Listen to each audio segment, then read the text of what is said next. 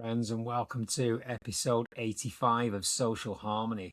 And today, well, I've got to say, there's not many conversations that stop me in my tracks, but today's is definitely one of them. I'm joined by Jade Horton.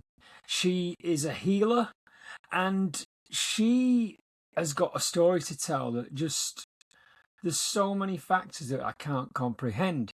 We began talking about how she got into Reiki practicing and other forms of healing that she provides.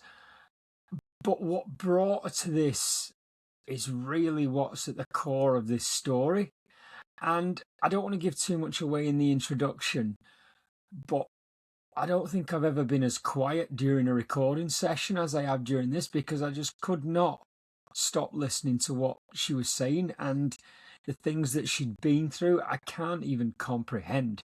So without further ado, I'll cut the introduction short because this is one that I want to say I enjoyed listening to, because hearing Jade's story was so very powerful. I enjoy them all, but I don't know, this resonated and hit on so many different levels, and the admiration I've got for Jade is just off the chart. So thank you for joining, thank you for tuning in, and I hope you get as much out of the episode as I did. Thank you.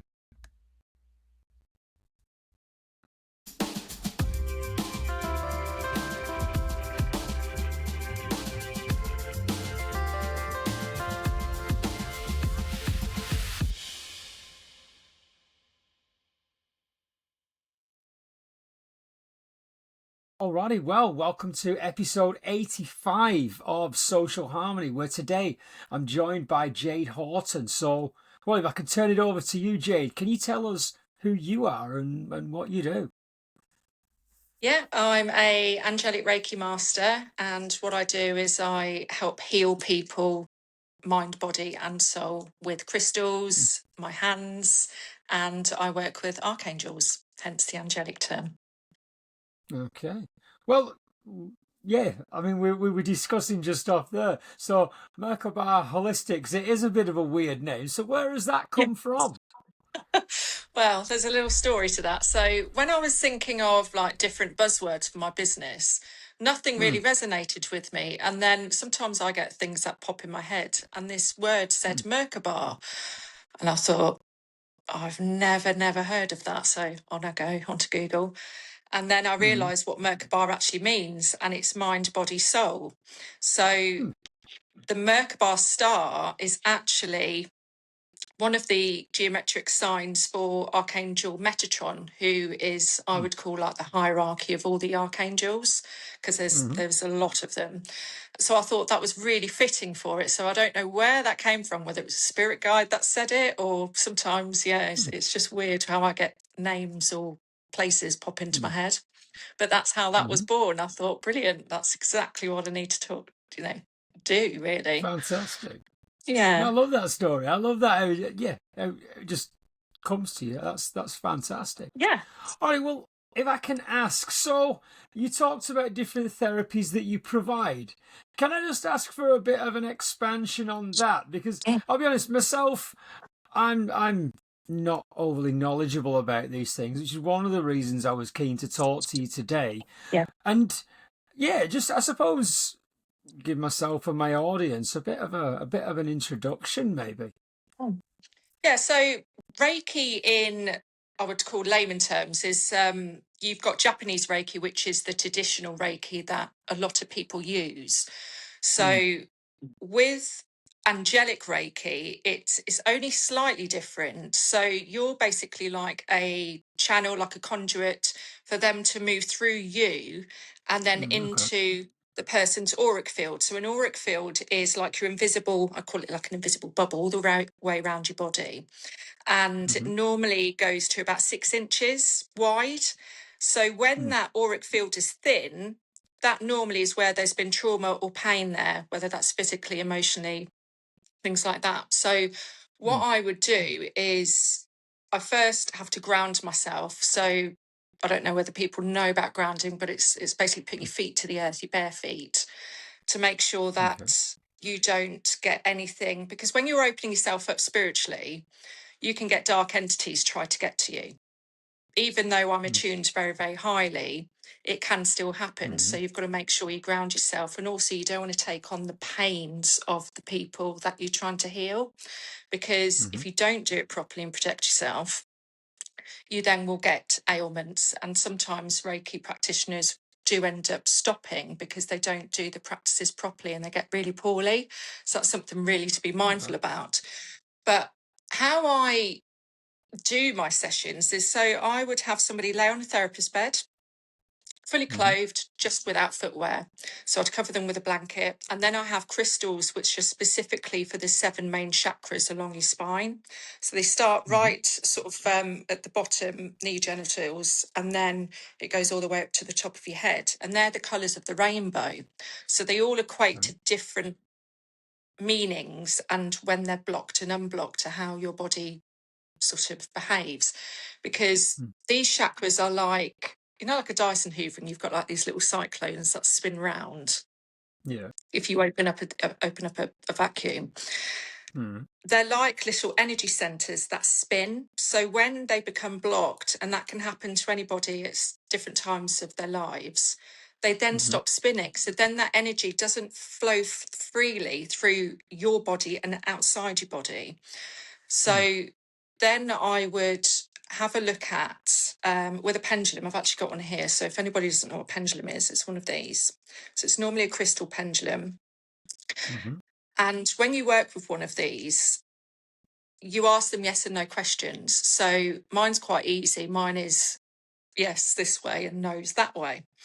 Sometimes it will spin, and for other people it's different. But when you work with one, you get to know how to work with it. So that will tell me how wide your auric field is as well. And also when I place it above each chakra, it will start spinning.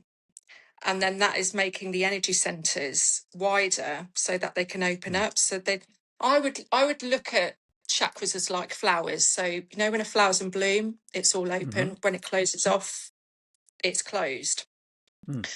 And then I place my hands on, because my hands can get really hot sometimes, or they go really freezing cold. So for freezing cold, for me, I know that there's some sort of bone or arthritis pain there. Whereas other sort of pains, I then get really, really hot. So I would place my hands on their shoulders to start with, and then get them to relax. And then I've got music that plays throughout the session. And then I will place my hand on their heart chakra, which is just above here, and then your solar plexus, which is just above your navel.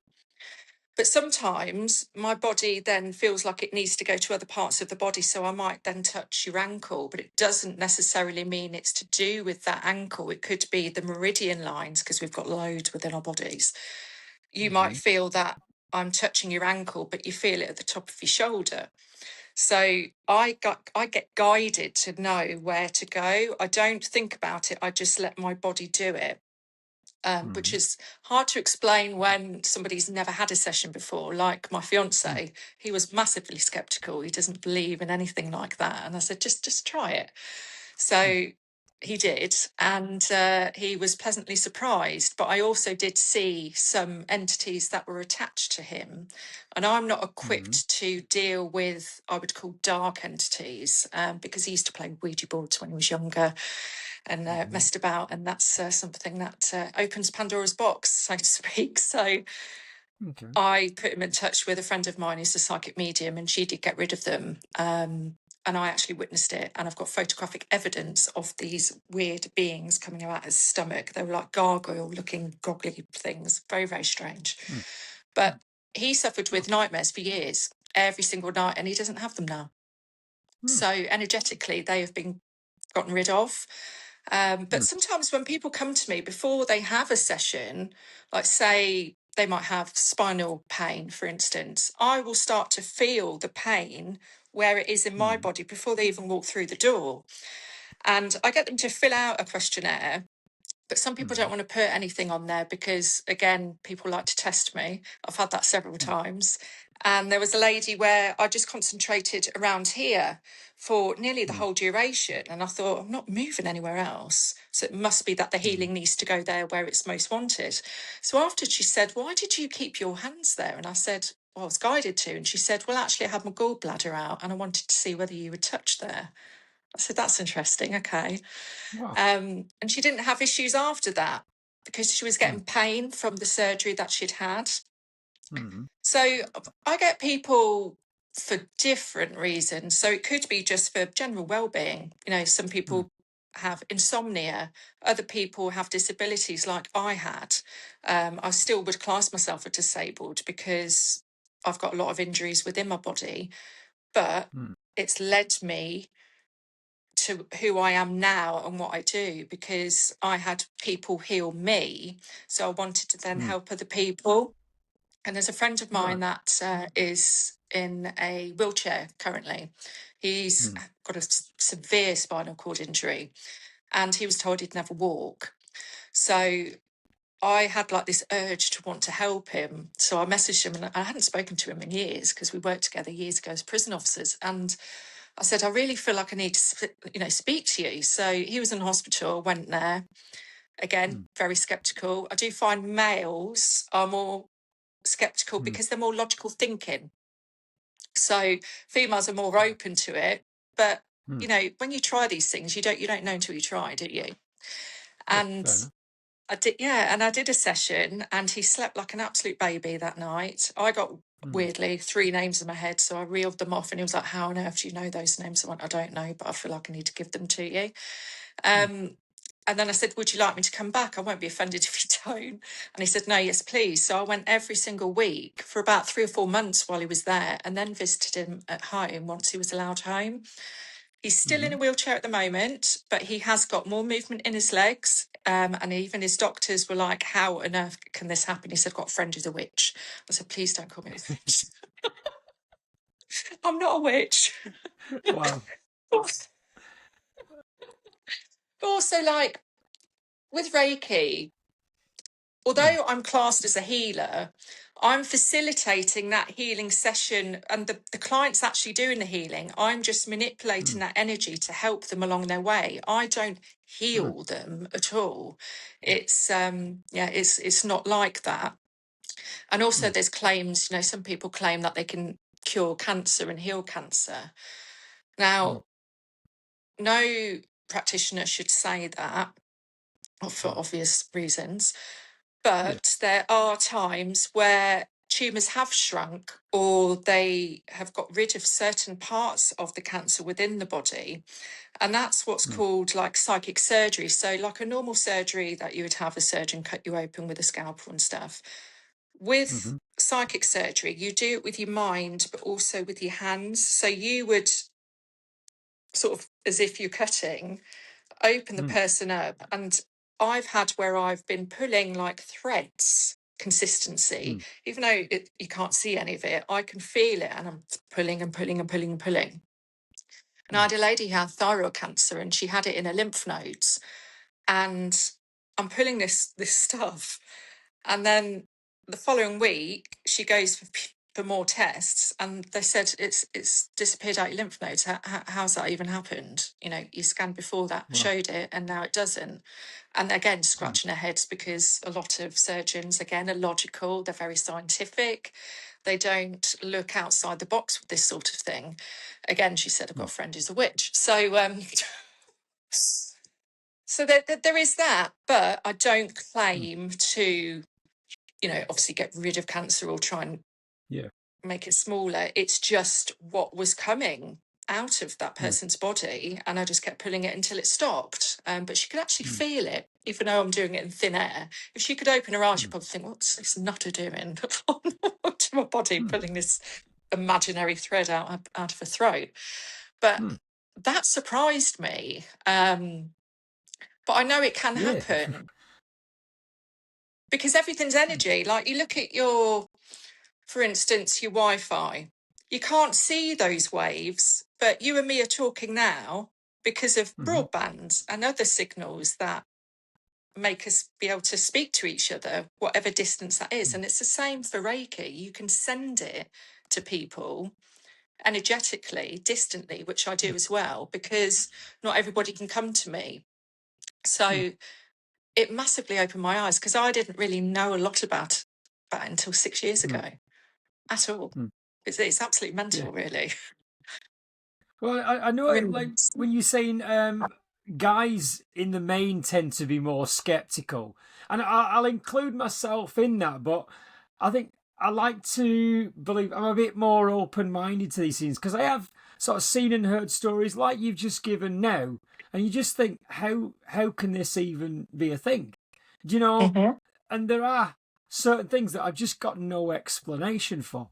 So Yeah. I suppose, yeah, maybe while I might hold a healthy dose of skepticism, I like to think I'm not just totally closed off. And Yeah. like you said, things can happen like that, which just baffle me. Which Mm. again is why I was so interested to hear from what it is you do. Because I had a vague idea of what Reiki was. I understand, like, not putting on of hands or anything like this, and you can, yeah, like you say, you can do this across different channels. But I have no idea really how it actually works. Which, Yeah. I don't know, maybe that's being analytical as well, just trying to think of it like an engine or something like that with its little component parts, when Yes. really, I suppose maybe I'm coming at it the wrong way there. I don't know. But I was going It's to ask. however people Sorry, perceive go. it. Yeah. It's however people perceive it. If that works for you in your mind, then Hmm. that's great. It doesn't have to be word for word what it is at all. Well, that's what I did wonder as well. Like, I don't mean to sort of sound reductionist with this, though, but is there like an element of like a placebo effect? Do you know what I mean? That mind over matter, if you will, or whichever. If you believe something will work, then there's that as well. I'm not saying, There it is. Yeah. you think disease away, but Oh, I but you suppose can. having the right sort of frame of mind as well plays a very important part, I believe. It does. It does. Because, going back to 6 years ago when I had this horrific accident, Hmm. I was told I'd never walk again. Hmm. And I didn't want to take that prognosis, because I don't like the word can't. I'm quite a stubborn woman. And I just thought, you know what? There must be something out there that I can do that's not Hmm. rigid. And so I just started researching. But I came across Dr. Dispenser. So his story Hmm. is very similar to mine in the terms of how he broke his back, because he broke his spine in 6 places. I did mine in 4, but then I did it again a year later. Another one, so I'll class it as 5 now. But he was told he'd never walk again, and he Hmm. did mindset sort of visualization of his spine mending back together, and he did this daily, and he kept sending white light healing and kept doing that. So that's what I did every single day to try and, I don't know, see if it would work. And I took my Hmm. steps 12 weeks later. Now, from 5 consultants telling you you're never ever going to walk again, and they're all from different Hmm. parts of your body, to then making steps 12 weeks later is quite astonishing. So I would say, Handsome, yeah. yes, yeah, I would say it is. I would say a little bit of placebo, because you're wanting and you're trying to make your mind think Hmm. differently. Because when you keep saying you can't do something, you put in that negative space into your brain. And then all Yeah. you're attracting, again, because everything's energy, you're attracting negative things to you all the time. It's like, I don't know, you wake up and you stub your toe and you think, oh, God. And then it sets you up in a bad mood. And then other bad things start to happen during that day because you're attracting it. Hmm. Whereas if you try, even though it's hard to get rid of that pain of the hurt of the toe, but if you try not to let the start of your day dictate the rest of it, you do Hmm. tend to find that your day will be better, because you're Hmm. thinking of things more positively rather than the negative mindset that a lot of people do. I still do it sometimes and Yeah. have to snap myself out of it, because I think, come on, Jade, stop being negative. But there's certain things in your life that it is hard to not be negative about, but there are positives in every single negative situation going. You just have to look for them. Very hard for my personal experience to say that, but there is, because I wouldn't be here now speaking about this and educating people and showing people that you can live after a lot of trauma, a lot of loss, grief. That there's a lot of things that can change a person, but it doesn't have to define you. That's how I feel. Yeah. No, absolutely. And I think with you saying that then, and yeah, I do it occasionally as well. I suppose we can all get dragged into that sort of, I don't know, circular thinking about negative things and what have you.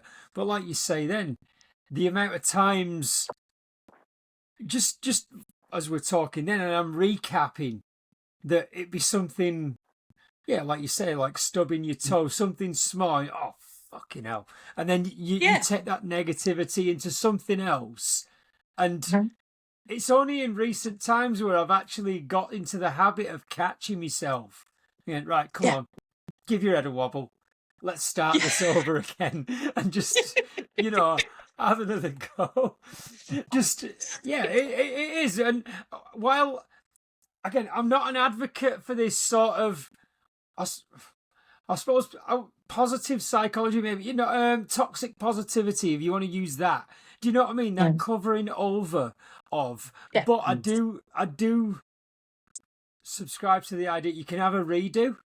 So like, right, okay, let's start again. Here we go. And it's strange how effective that's been. In just, I've been the architect of my own bad day because I'm holding on to a bad mood over, I don't know, something that's beyond my control or an accident that kicks you off.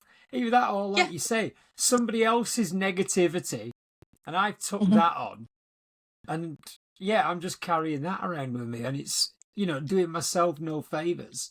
And like I said, I'm sort of going off on a tangent here, but it's amazing these things that, that just make absolute sense when you break it down into its little parts. I have two types of people that I think of is like when you said about negative people, I call them drains, and then you've got radiators. So you've got people that radiate love and positivity, and then you've got drains. So you can walk into a room and for me, I can instantly feel the energy, or if I'm stood or sat next to somebody that I think something makes me go, no. They're like energy vampires because they suck the energy out of you. And then when you leave, you think, bloody hell, I feel knackered. And it's about recognising that as well. Yeah. So the drains and radiators. Weird you say this. I was actually thinking about this the other day because I was thinking about myself, and I'll be honest, I can be both. Do you know what I mean? Depends what sort of headspace I'm in. And there's times where I'm just like, I just can't people today.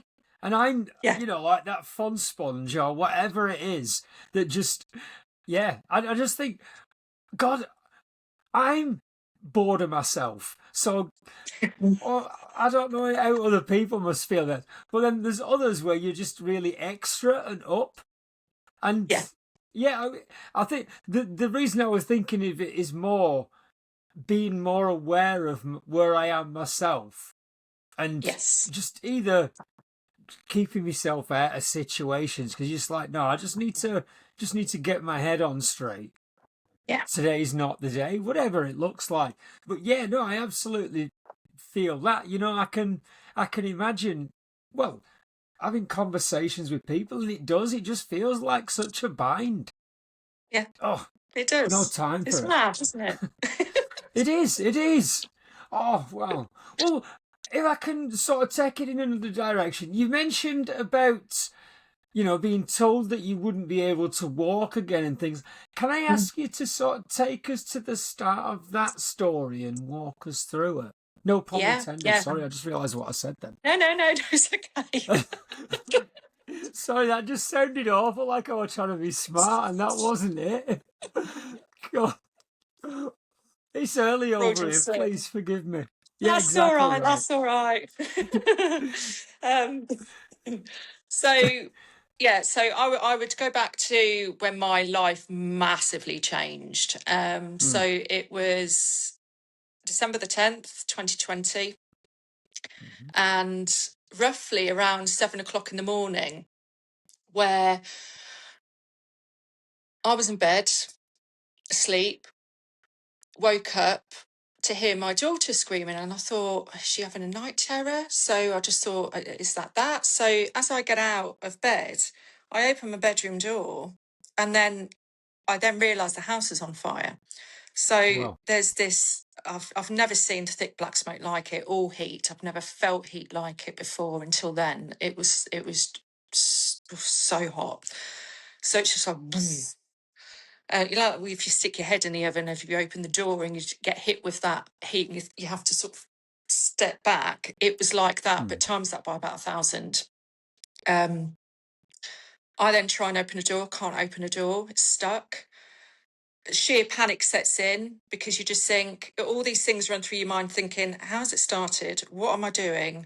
Where am I going? And it's like 1,000 miles an hour. And the stairs, because I lived in a 3-storey house then, the stairs had already started to burn away. So I couldn't even get down the stairs to check to see if my son was okay, who was on the middle floor. So I then say, I'm going to go and get help. I run back into my bedroom. Then it's obviously billowing into the bedroom now. I then open the window because I need to scream for help because I can't find my mobile because I can't see anything. And I'm literally screaming, help me, help me, help me. And then I see a neighbour walk by, and I'd only lived there 6 months, so I didn't really know anybody. And she could obviously see all this smoke coming out. And I said, me and my children are inside. So she rings the emergency services, and I have to keep like dipping down and up again because I can't breathe because it's practically choking me. And then I'm starting to feel dizzy. I think I'm going to pass out soon. So I have to keep doing that. And as I'm doing that, I then see more people coming into the garden. And they're trying to get through the back door, which is obviously locked because it's early in the morning. My partner that I had at the time, Andy, he'd already left for work.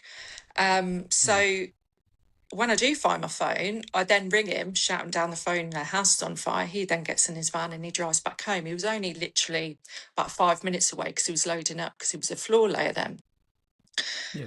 But I can't see what's happening around the front of the house. So this is at the back where the garden is. So there's more people coming in, and they're, I'm talking to them, but also shouting and screaming at the same time because I'm just so distraught. Can still hear my daughter, but then I don't hear her. And then I hear Andy's voice, and then I hear 2 other male voices, and I didn't know who they were at the time, but they were neighbours who were very brave to come in with him. And they attempted to come in 3 times. The firefighters came from 5 different counties.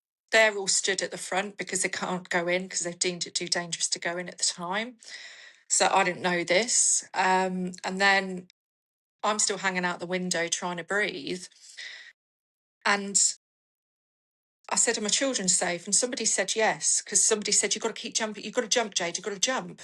And I'm thinking, it's a long way down. But if I don't jump, I'm not going to be there for my children. So I literally just get up on that ledge. I don't even think about it really. I do remember the seal, like the window seal bit on the outside, it already started melting away, and that was like sticking to my legs because it was so hot. And I just leapt. And when I landed, I heard all the crunches within my body. The pain, I can't put into words how painful it was. And it was just such a force smacking 30 foot onto concrete on my feet and my bottom that I died. I had a near-death experience, and which was completely bizarre. But I've also already had one when I was 3 years old. So I'll tell you just quickly about the 3 years old one. So I had a ear infection called mastoiditis, and it's like an inner ear infection in your ear. And it made me very poorly, and I was in hospital. So they were monitoring me. And I bolt upright at 3 o'clock in the morning, said the lady with the lamp wants me at the tunnel and there's a light at the end. And my mother's going, you're not having her, because she knew what was happening. And the next morning, she takes me for a bath, turns the taps on, and the shower thing is sort of attached to the tap, so you can sort of press it to make the shower go and stop it for the taps. And it spun like a snake, so I screamed because it scared me. She then puts me back into bed, goes and gets a drink, comes back, and all this thick grey stuff is like oozing out of my ears, especially my right one. And the consultants were like, that would have burst in her head and killed her. I'm glad it's come out. So the night before, when I had this experience, I was obviously very close to death. So maybe that scream released it. I don't know. But I didn't know who this lady was who was trying to collect me in this tunnel with this little lantern. She had lace on her head. Very, very old, looking lady.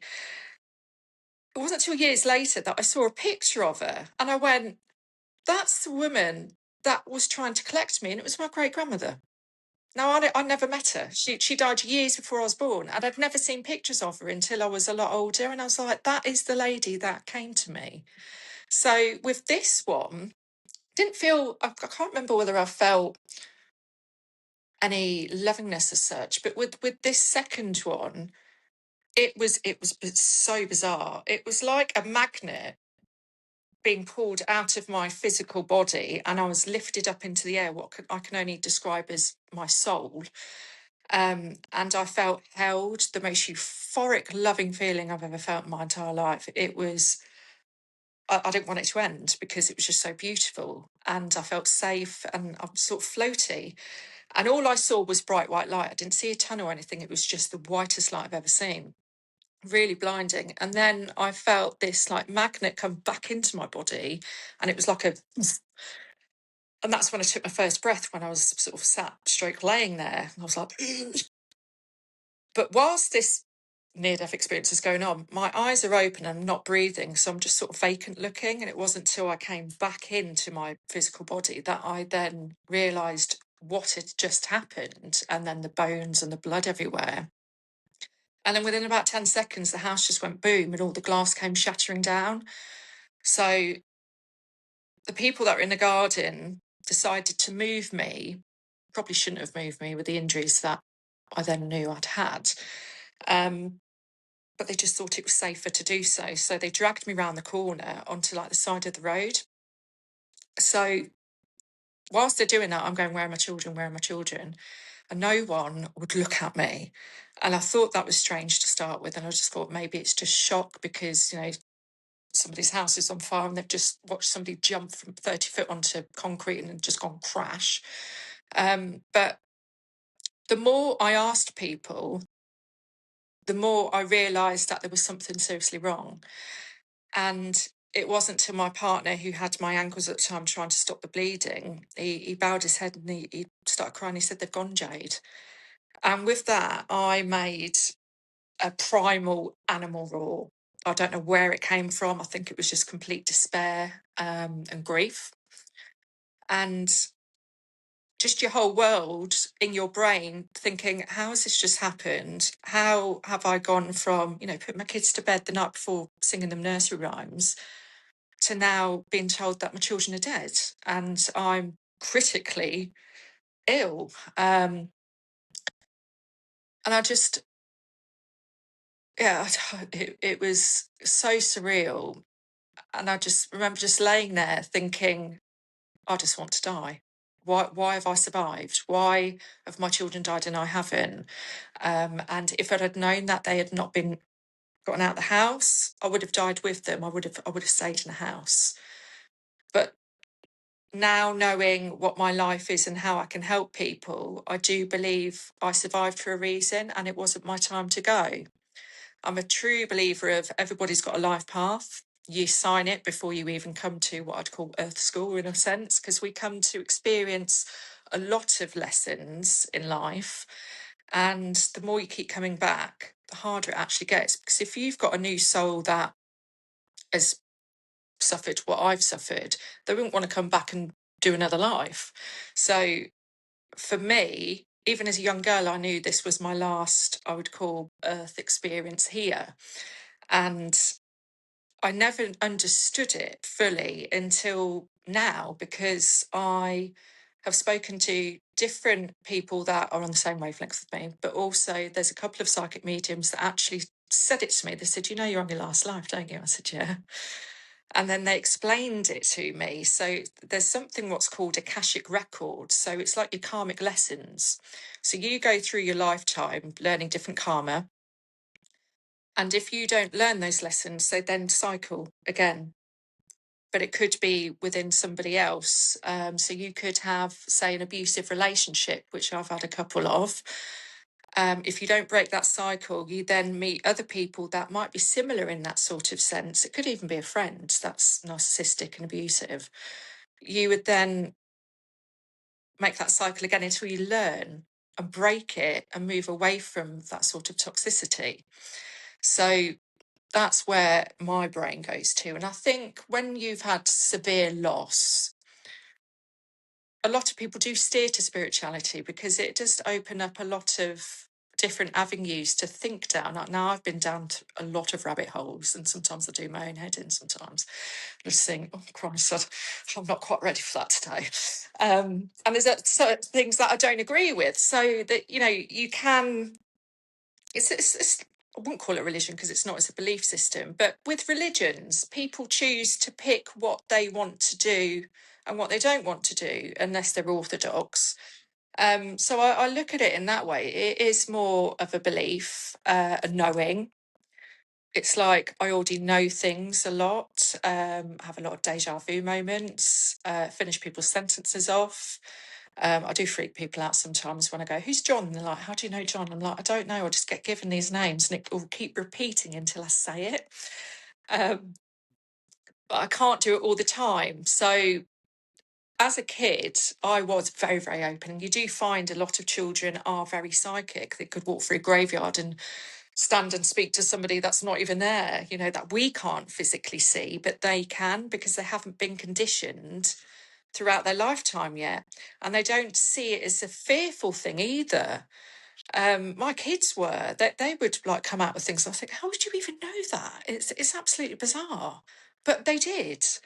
And it's something that can confuse people sometimes. But when you start to learn all these different things, it then starts to make a lot of sense.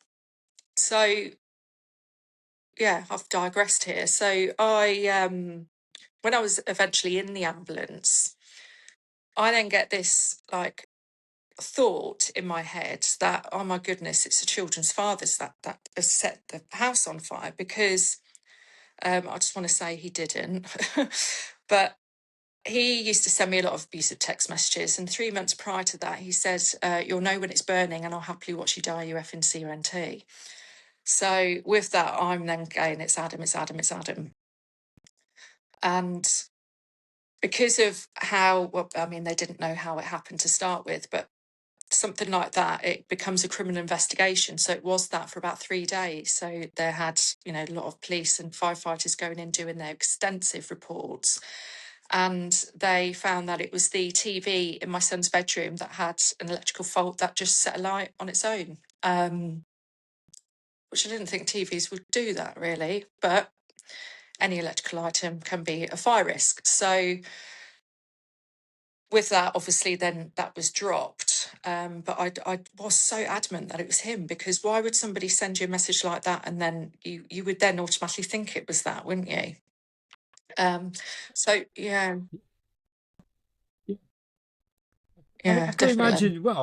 I was going to say I could imagine because I absolutely cannot imagine. But I would have thought your mind would have been all over the place anyway. There's the Yeah, amount of, I suppose, external stimulus or whatever, plus the pain running through your body, your own shock and torture, and yeah, I yeah.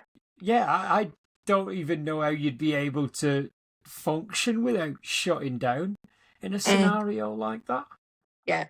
It was absolutely mental because my head was like 1,000 miles an hour. But then I would Yeah. then fall unconscious and then wake up and realise I'm in an ambulance and then remember what's just Mm, happened and then go back in again. And it was mm, like that until I got to hospital. And I remember waking up in hospital with 2 police officers in the side room that I was in with my partner, again, like completely distraught because I was crying so much. And they said, we need to get into your phone, because obviously they had to look at this text message. And then he was scrolling through all the other messages. And he said, he's delightful, isn't he? I said, yeah, I've got 10 years of abuse on there, because I kept it just in case I needed it, because of the amount of crap that he used to send me. He's got his own issues, obviously, but it's something that I dealt with for 7.5 years when I was with him, but it didn't stop after that. So I had to keep it in case. And then, yeah, it was just the realization of what's happened again. So that was like, it was torture every time I fell asleep, every time I woke up again. So I didn't want to be awake, but also didn't want to be asleep, because I'd have nightmares, and the flashbacks and the PTSD started to set in. And then I started to see smoke everywhere and panic. I knew I was safe, but my brain wasn't thinking I was safe, which is understandable massively. But I was just so suicidal, because I just thought, why am I here?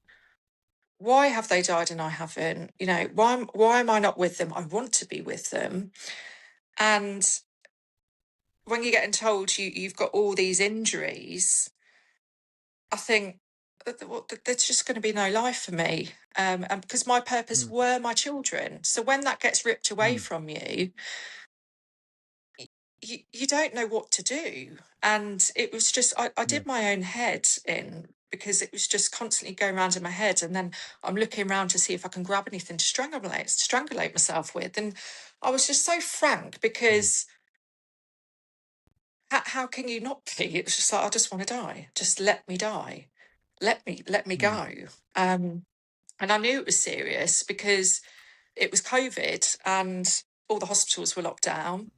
And I had my whole family surrounded by me. And then this bloody chaplain walks in, and I think, oh, here we go. I'm off. But I actually want to be off, but I don't. I was fighting with myself, because I wanted to survive, but I didn't. And I said, I'm not dying today. No, I said, fuck off, I'm not dying today. So he sort of gave me a concerning sort of like smile, and then walked out the room, because I thought he's here to read him the last rites, and I'm not even religious. So but he became a really good friend to me, because he came to visit me every single day, and was such a good support for me, because it was somebody external to speak to that didn't know me. And it just sit there and listen and cry with me, even, because it is a heartbreaking story. And I've had a lot of therapy mentally, so I'm able to share this story now, because I wouldn't have been able to maybe 3 years ago, because it was still too difficult.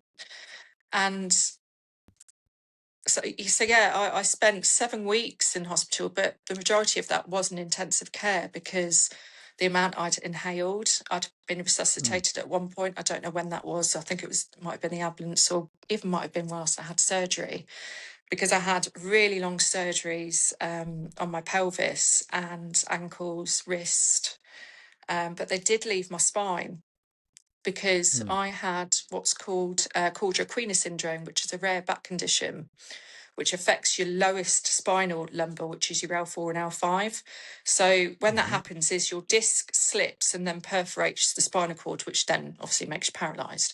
Luckily, I caught mine just in time, so they shaved it off, but it slipped again about 3 months later and tore me inside, which is something they can't repair, but it is what it is.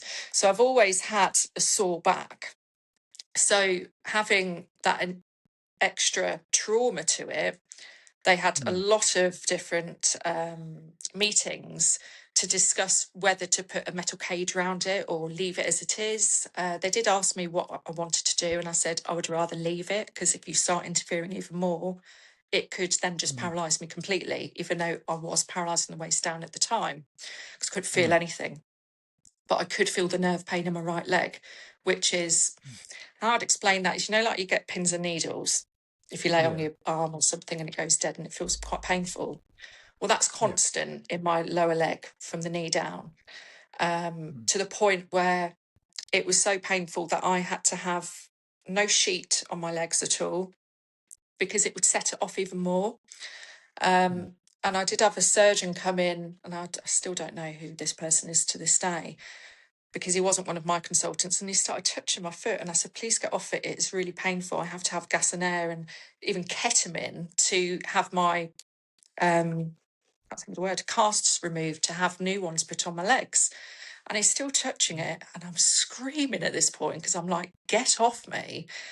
And he just sort of disappears, and I thought that was really, really strange. So that was a negative part of the experience. Everybody else was beautiful and lovely and very caring, but getting told every single day you're never going to walk was just devastating for me. But some little thing in my head was like, no, let's fight this, because I'll go through all my injuries. Did I say my injuries? I can't remember the one I have or not. No, actually, I've said no, a you few. didn't. Sorry. Yeah, No, yeah. just in case I'd repeated myself. So I shattered both heel bones, both ankle bones within inside. My pelvis I completely shattered. My sacrum, which I didn't even know what that was, that's a big bone that sits in the middle of your pelvis. My spine up in 4 places. My ribs on my right side, that then gave me a lung contusion. My sternum, my right wrist, my right hip socket, these 3 fingers, all my toes, and my 5th metatarsal bone, which again is a Latin weird term. It's sort of on the side of your foot, on my left foot.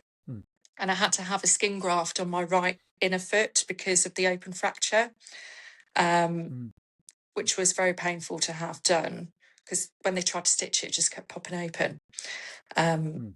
And it looked a complete mess at the time, and it did for years. It's healed really well. You can see that I've got one, and I don't feel I can't think of the word right now. I used to hate my scars. I don't hate them now because they tell a story, and it's helped heal my physical body in a sense, because they did put me back together. And the NHS is great for emergencies. I wouldn't say they're great for other things, because you wait forever for a doctor's appointment or actually to have surgery. But they were fantastic and still are with follow-up appointments. But they still can't get over how I've done it. And I've tried to explain it to them, and they're just still a bit like, I don't understand it, Jade. It's all a bit woo-woo.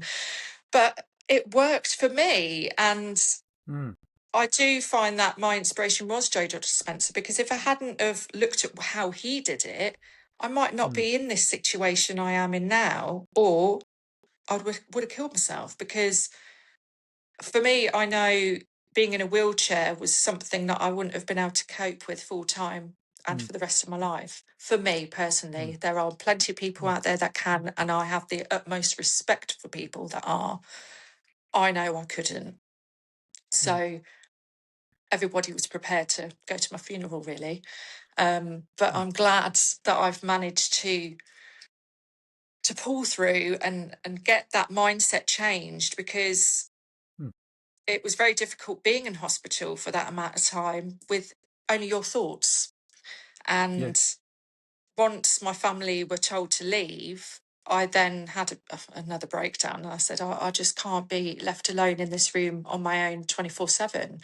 So again, they had a big meeting, and they decided I could have one person. So I had my mother, who I don't no longer speak to now, because she's not a nice lady. I had her for 3 weeks, but those 3 weeks were great because she was a mum to me then. She wasn't drinking, so she was sober. And it was like I got a mother figure back again. And that's exactly what I needed. And we did share our grief. You know, we cried a lot. We even laughed. And then that was weird, because when we laughed about something, which was actually to do with my constipation at the time, because the amount of painkillers they gave me, we then felt guilty because we'd laughed. We were like, how can we laugh when we're in this situation? But your brain and your body does 2 different things sometimes. And there's a lot of people, when they're in awkward situations, people laugh at funerals, don't they? And they're like, oh my God, why have I just done that? But it's a nervous thing sometimes. So I do understand it, and grief can come in so many different forms, and people behave massively different. For her, she moved to Scotland 6 months later, and that was a massive devastation for me. Even though she wasn't a great mother for my whole life, I still needed her, and I felt abandoned. So my mental health again went massively downhill, and with the NHS and COVID, there was no therapy. I had to wait, and I didn't know how long I was going to wait for. Then that took 18 months before I got therapy. But thankfully, I actually had the funds to be able to go privately, and I experienced EMDR therapy. Do you know what that is? Yeah, eye movement Yeah. desensitization. Yeah. Yeah, it Mm. practically rewires your brain. It is a Mm. fantastic therapy for trauma. Anybody that's got Mm. PTSD or complex PTSD, it I can't get over how great it is, because it's allowed me to not have these triggers where, because everything was a trigger. Like, I couldn't Yeah. have a candle next to me, or go near an open fire, go around children. Sounds, so emergency services sounds used to make me go like really panicky, because it would bring you back to that situation again. And the Yeah. smell for me with smoke, and I didn't know this until I had therapy, that smell is the strongest recall to memory. So when you smell certain smells, it can remind you of your childhood, can't it? You go straight back to, Yeah. oh, I remember that smell, and you get this memory in your head. So that's the same again for smoke for me.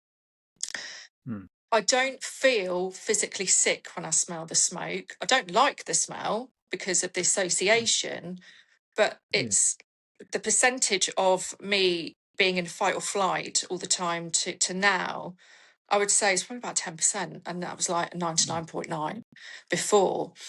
And I'm able to live again, because when you have so many triggers, you can't do anything. I didn't want to leave the house. And when I did, kids are everywhere, or I'd make sure that I did it at school times when they were at school.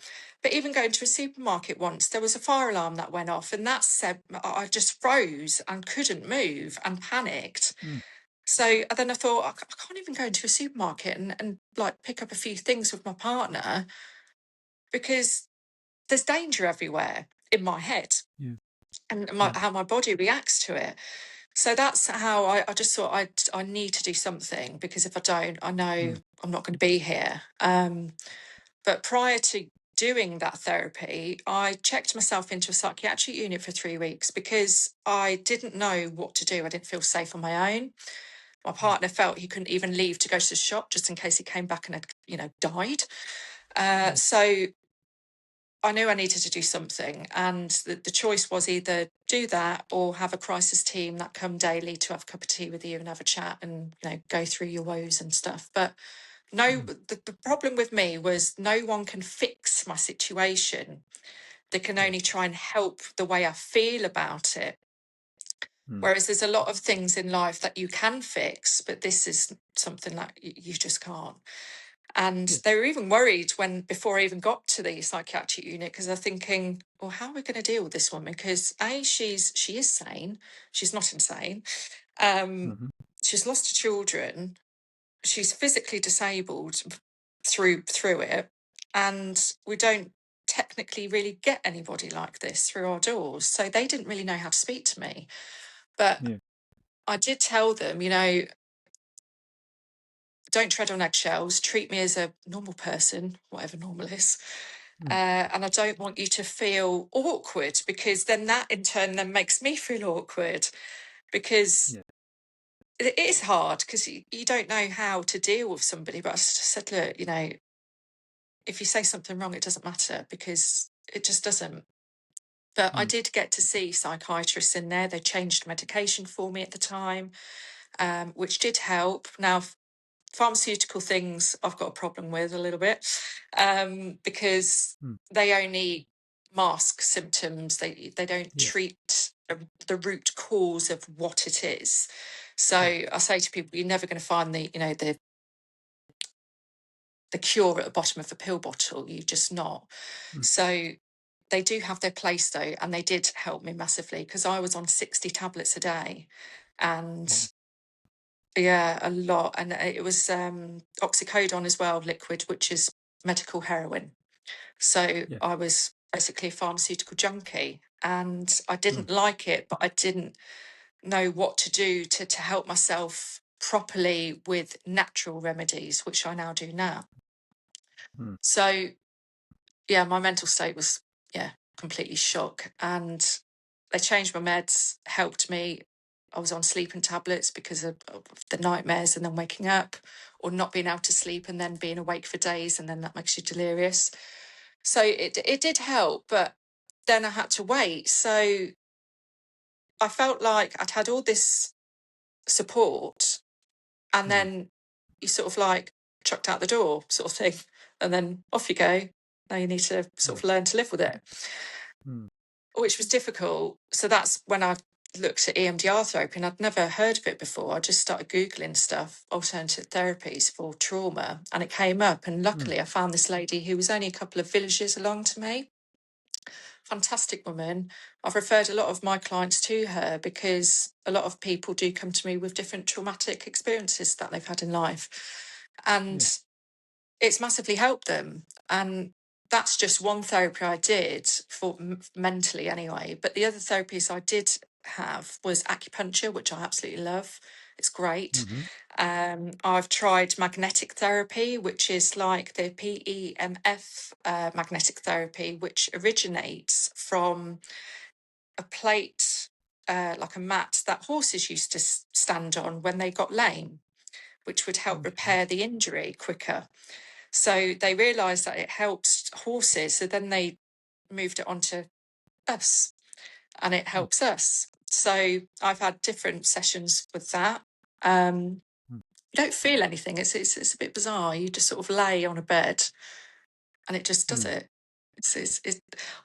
How I describe it's like a bit like an open MRI bed. You just sort of lay on that for an hour each session, and then you it speeds up your recovery, and your cells within your body change. What else did I do?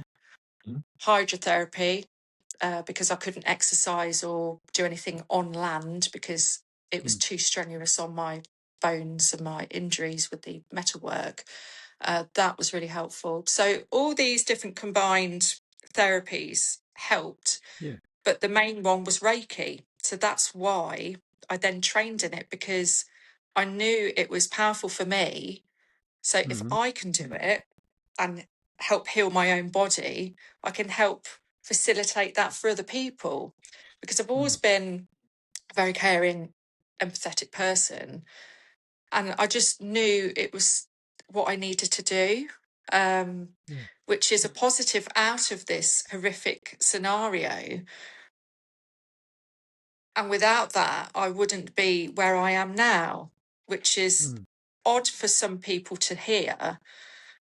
But I've gone through a massive healing journey over these nearly 6 years, and I have changed so much as a person that I know I can help other people, and that's why I do events and I do speaking at conferences, because it does touch people. And I've had people that have messaged me online and gone, you don't know, that I really needed to hear this story because I was going through a really bad time. I didn't know where to turn.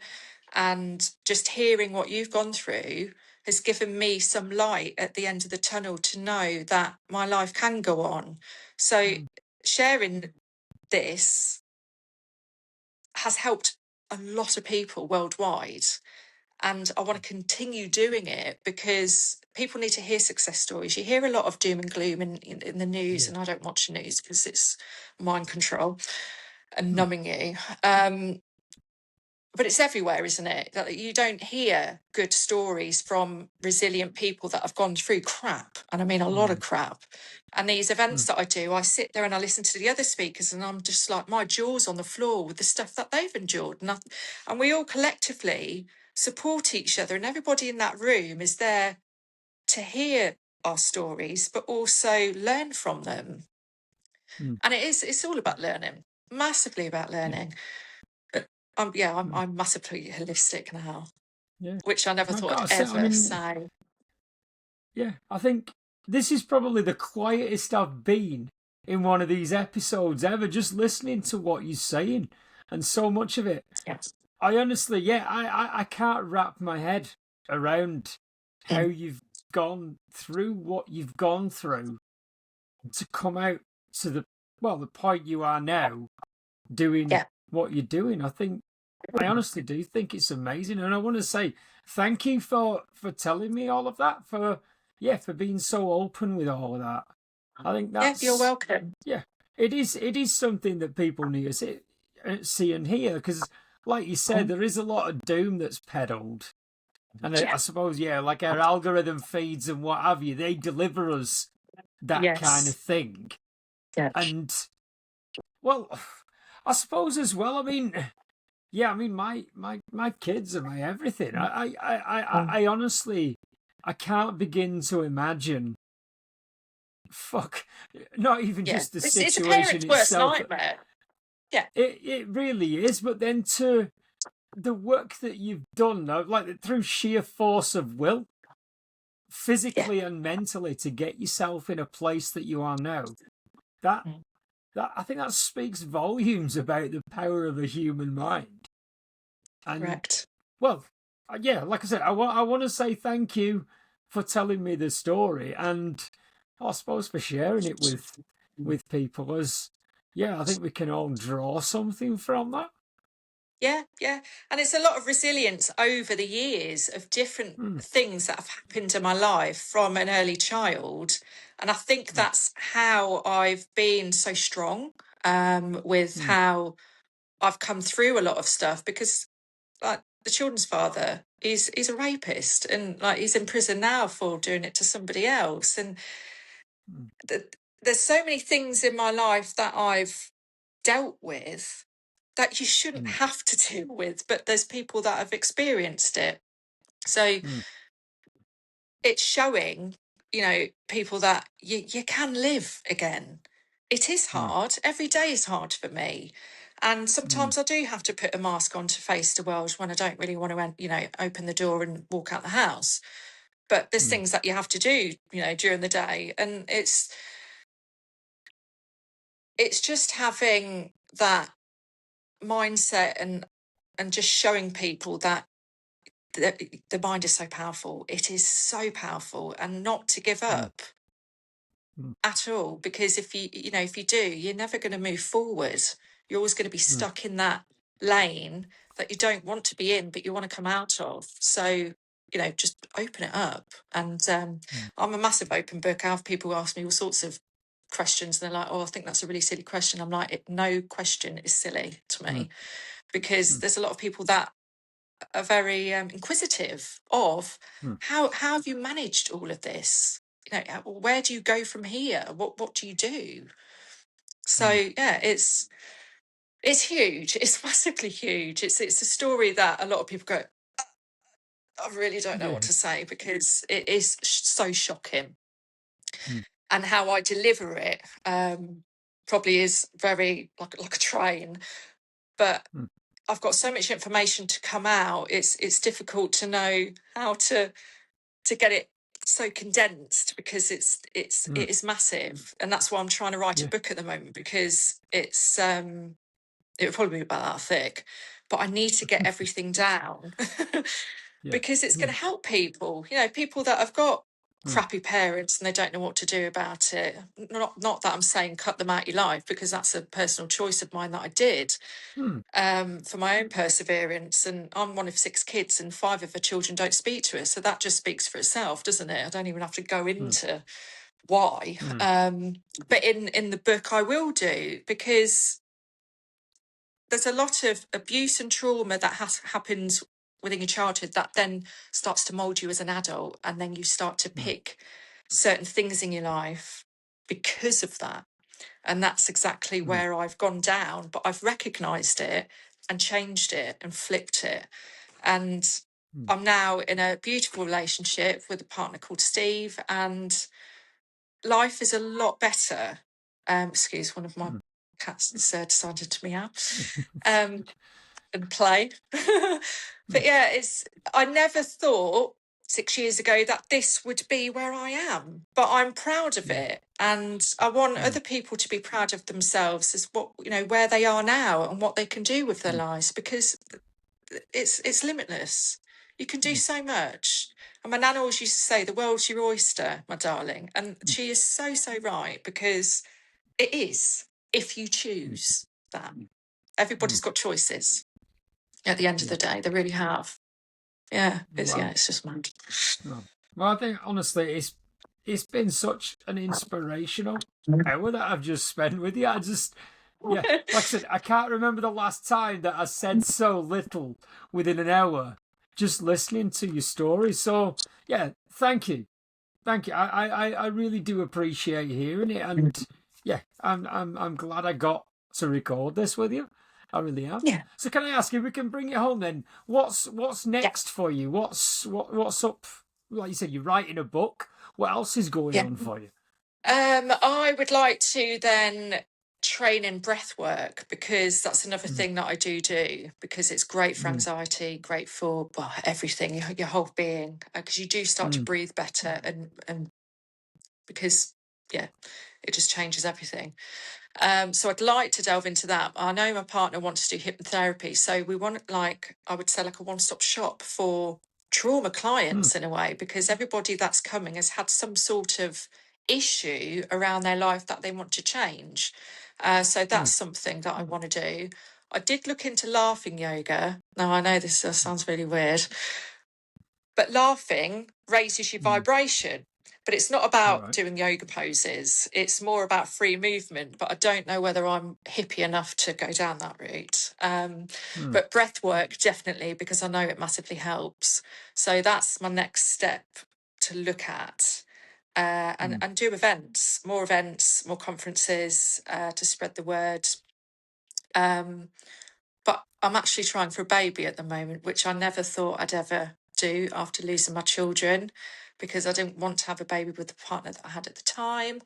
But Steve and I have decided to. Now, he's got children anyway. But I just had this yearning and feeling that I wanted to be a mother, even though I am still a mother and they're not physically here.